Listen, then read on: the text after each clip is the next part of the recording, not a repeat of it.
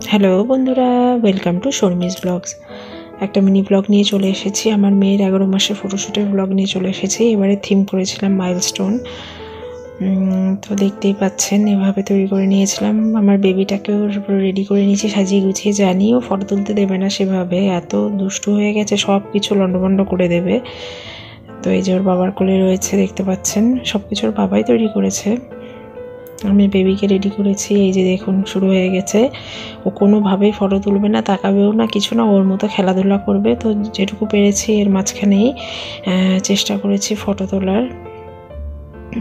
কোনোভাবেই ও তাকাচ্ছিল না, কিছু না। তারপরেও এই যে এদিক ওদিক দৌড়াচ্ছে, সব কিছু নিয়ে খেলা করবে, এই হচ্ছে ওর ইয়ে।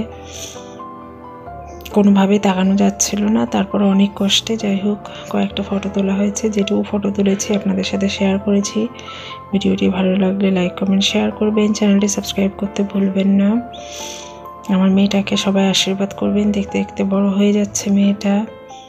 এই সেদিনকার কথা। তো সবাই ভালো থাকবেন। আবার অন্য কোনো দিন অন্য কোনো ভিডিও নিয়ে চলে আসবো। ধন্যবাদ।